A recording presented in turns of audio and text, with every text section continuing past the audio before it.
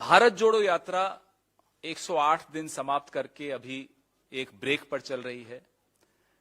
यात्रा में खलल डालने की कोशिश, परेशान करने की कोशिश, उसको बदनाम करने की चेष्टा भारतीय जनता पार्टी द्वारा और उनके सहयोगियों द्वारा लगातार की जा रही है। थोड़ा बहुत राजनीति में खिंचाई एक दूसरे की करते हैं, उसमें कोई आपत्ति नहीं होती, लेकिन गंभीर तब हो जाता है जब सुरक्षा को लेकर सवाल खड़े हो जाते हैं। एक नहीं, दो नहीं, 3-4 ऐसे उदाहरण हैं जिसमें हम सबको अब चिंता है कि इनकी मंशा क्या है। हमारे लोकप्रिय नेता राहुल गांधी की सुरक्षा, और खास तौर पे एक ऐसी पार्टी जिसने 2 प्रधानमंत्री गंवाए हों, चिंता जायज हो जाती है। अभी हम आपको एक पहले वीडियो दिखाएंगे, ये दिल्ली का वीडियो है, 108वें दिन का वीडियो है। आप खुद चिंतित हो जाएंगे, एक नागरिक के तौर से आप चिंतित हो जाएंगे। उसमें किसी की पार्टी का सदस्य होना आवश्यक नहीं होता, ये किसी के भी साथ हो तो चिंतित करने वाला विषय है। आप वीडियो जरा दिखाएं एक बार।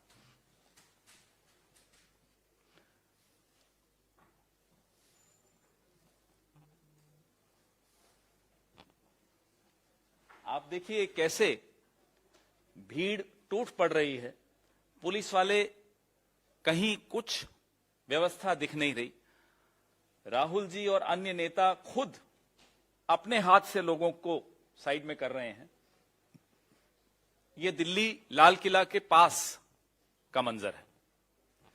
ये दृश्य इससे लगभग मिलता जुलता दृश्य बदरपुर, जब हम दिल्ली में प्रवेश किए थे तब कई लोग गिर गए।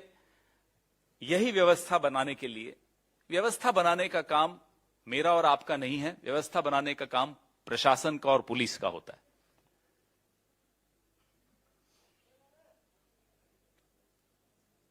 आप इसमें देख रहे हैं राहुल जी को भी, और राहुल जी को पहचान पाना आजकल बड़ा आसान है, क्योंकि एक ही आदमी जो स्वेटर या जैकेट पहने बगैर जो दिख रहे हैं वो हैं राहुल जी।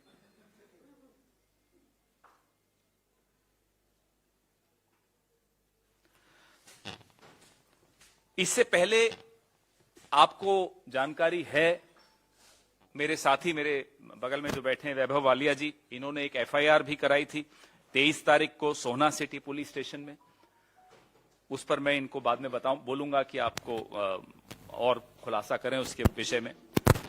आज एक पत्र हमारे महासचिव संगठन श्री केसी वेणुगोपाल जी ने माननीय गृह मंत्री को लिखा है। वो पत्र विनीत जी अभी आपको मोबाइल पे भेज रहे हैं, जिसमें उन्होंने उनका ध्यान आकर्षित किया है ऐसे उदाहरणों पर। 24 दिसंबर का सबसे पहला उदाहरण उन्होंने दिया, ये दिल्ली का जो मैंने आपको वीडियो दिखाया इसका उदाहरण, कि कैसे जो एक पेरीमीटर बनाया जाता है नेता के आसपास वो नहीं बनाया गया, और Z कैटेगरी की सिक्योरिटी है राहुल जी को, उसके बावजूद उसका पालन पुलिस द्वारा नहीं किया गया। उसका दूसरा उदाहरण दिया वैभव वालिया जी की जो एफआईआर है, जिसमें इंटेलिजेंस ब्यूरो के लोग हमारे कंटेनर्स में गैर कानूनी रूप से घुस गए थे। उसकी पूरी जानकारी ये देंगे। और अब हम जो आगे बढ़ रहे हैं, संवेदनशील इलाकों में जा रहे हैं, पंजाब में जा रहे हैं, जम्मू कश्मीर में जा रहे हैं, तो ये आगाह करना भारत सरकार को और गृह मंत्री को आवश्यक हो जाता है। आप हमें नकली वीडियो बना के, फेक व्हाट्सएप करके जितना बदनाम करने की आपने कोशिश की वो कर लीजिए, हमें कोई आपत्ति नहीं, हम लड़ लेंगे, संघर्ष कर लेंगे। लेकिन भारत जोड़ो यात्रा एक यज्ञ है, एक तपस्या है, और यज्ञ में व्यवधान डालने वालों को मैं और आप जानते हैं क्या कहा जाता है, वो राक्षस कहलाते हैं। तो यज्ञ में जो व्यवधान डाल रहे हैं उनको हम आगाह कर रहे हैं, बाज आइए व्यवधान डालने से, क्योंकि यज्ञ तो पूरा होके रहेगा, इसको तो आप रोक नहीं सकते, और ये तपस्या भी पूरी होके रहेगी, इसको आप रोक नहीं सकते। भारत जुड़ के रहेगा, इसको आप तोड़ नहीं सकते। मैं वैभव वालिया जी से आग्रह करता हूं कि जो 23 दिसंबर को इन्होंने एफआईआर की, उसका क्या स्टेटस है, उसका क्या कारण था, वो सब आपको बताएं। थैंक यू पवन जी। सबसे पहले मैं आप सभी लोगों का आज यहाँ हमारी प्रेस कॉन्फ्रेंस में स्वागत करता हूँ। आप सभी लोगों को और आप सभी के माध्यम से देश के समस्त जनता को और कांग्रेस के सभी कार्यकर्ताओं को कांग्रेस स्थापना दिवस की शुभकामनाएं देता हूँ। और 2-3 बहुत महत्वपूर्ण चीजों पर आपका ध्यान डालना चाहता हूँ। 23 तारीख को सुबह जब हम लोग सुबह अपनी यात्रा पर थे, तब हमारी एक साथी हमारी जो कैंप साइट होती है कंटेनर की, वहां पे किसी कारण छूट गई थी। उनकी मॉर्निंग यात्रा में वो नहीं शामिल हो पाई। लगभग 7 बजे के आसपास उनके कंटेनर में किसी ने घुसने का प्रयास किया, ऐसा उनको महसूस हुआ।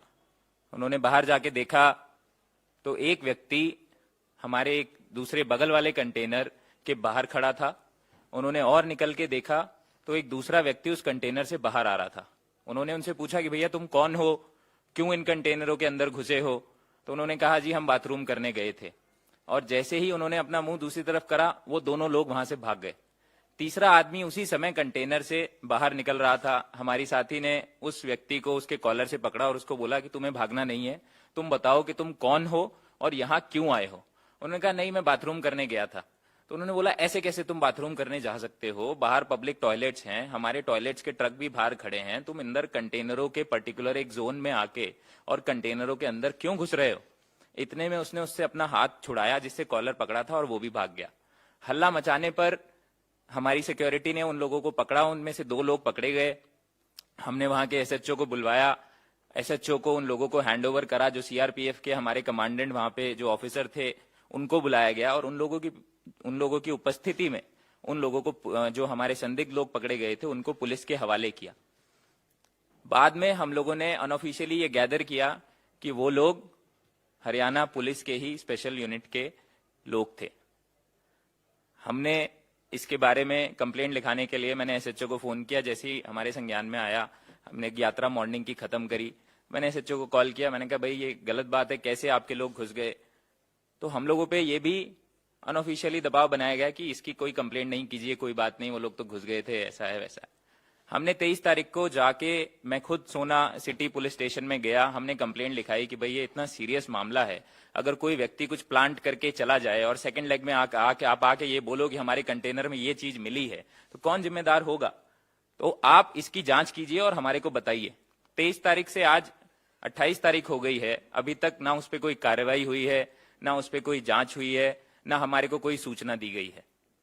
उसके बाद 24 तारीख को जैसे ही हम दिल्ली में घुसते हैं, दिल्ली पुलिस जो कि होम मिनिस्ट्री के अंडर आती है, जैसे ही हमारा बदरपुर पे ट्रांसफर होता है, राहुल जी के आसपास एक रोप पहले दिन से बनी आ रही है। 108 दिन से लगातार एक रोप का सिस्टम होता है जिसके जरिए लोगों को पीछे किया जाता है। कोई रोप नहीं थी। भारत यात्रियों ने अपने आप ही सर्कल बना के राहुल जी के आसपास लोगों को पुश करना शुरू किया। दिल्ली पुलिस के ऑफिशियल्स को जब ये बात फ्लैग की गई तब उन्होंने रोप लेके आए। थोड़ा सा हम लोग आगे जाते हैं, एक टी पॉइंट होता है जहां पे रुकते हैं। टी पॉइंट के अंदर मैडम सोनिया जी थी, प्रियंका जी हमारी जनरल सेक्रेटरी थी। टी पॉइंट को कोई कवर नहीं किया गया, उसकी कोई रोप लगा के कोई उसको सिक्योर नहीं किया गया। वहां पे फिर हमारे भारत यात्रियों ने, दिग्विजय सिंह जी हमारे लीडर्स ने, सबने वहां पे एक घेरा बनाया। फिर वहां पे ऑफिसर को बुलाया गया पुलिस के और उनके द्वारा फिर वहां पे व्यवस्था बनवाई गई। पवन जी ने अभी आपको जब हम लाल किले के पास पहुंचने वाले थे वहां का वीडियो दिखाया। ये दिल्ली की घटना है। अगर दिल्ली में इस तरीके से हम लोगों के साथ हो रहा है, हरियाणा में दिल्ली के करीब पहुंचने पे एविडेंटली जब हमने उनके लोगों को रंगे हाथों पकड़ा और कंप्लेन कराया, उसके बाद भी ये लोग कुछ नहीं कर रहे हैं, तो हम सभी भारत यात्री इस यात्रा की सुरक्षा को लेके बहुत चिंतित हैं। इसी वजह से आज केसी जी ने, हमारे जनरल सेक्रेटरी ऑर्गेनाइजेशन ने लेटर भी लिखा है जिसके बारे में पवन जी ने आपको बताया, और यही बातें हम आपके माध्यम से उठाना चाहते थे आज। Thank you. तो आपने सुना कैसे भीतर घुसने की कोशिश की गई, और ये मैं दावे के साथ कह सकता हूं इन सब के बिहाफ पे भारत यात्रियों के, कि ये षड्यंत्र रचा जा रहा है। षड्यंत्र ना केवल यात्रा को रोकने का है जो बार बार सुनाई देता है, कभी कोविड के नाम से आप बहानेबाजी कर लेते हो। कल हमने देखा, परसों लोकसभा के स्पीकर अस्पताल में जाकर कंबल बांट रहे थे, कोई मास्क नहीं पहना हुआ था, राम मनोहर लोहिया हॉस्पिटल में। तो नियम सिर्फ भारत जोड़ो यात्रा पर लागू होंगे और नियम घोषित नहीं होंगे, सिर्फ बदनाम किया जाएगा भारत जोड़ो यात्रा को। तो न केवल रोकने का षड्यंत्र है, भारत जोड़ो यात्रा को बदनाम करने का षड्यंत्र है, और जोड़ने के इस यज्ञ को कौन रोकना चाहेगा? जाहिर सी बात है, वो रोकना चाहेगा जो तोड़ना चाहता है भारत को। तो सबके चेहरे सबके सामने आ रहे हैं, कौन जोड़ना चाह रहा है और वो जोड़ने के लिए क्या क्या कर रहा है। 108 दिन लगातार चल रहे हैं, और तोड़ने वाले अपनी पुलिस के माध्यम से, अपनी दोस्ताना मीडिया के माध्यम से, अलग अलग माध्यम से इस यात्रा में खलल डालने की कोशिश की जा रही है। हम ये पत्र तो आपको भेज ही रहे हैं, लेकिन साथ ही साथ एक चेतावनी भी दे रहे हैं भारतीय जनता पार्टी को भी, उनके सहयोगियों को भी। बाज आएं, राक्षसों वाला काम मत करें, यज्ञ में खलल मत डालें।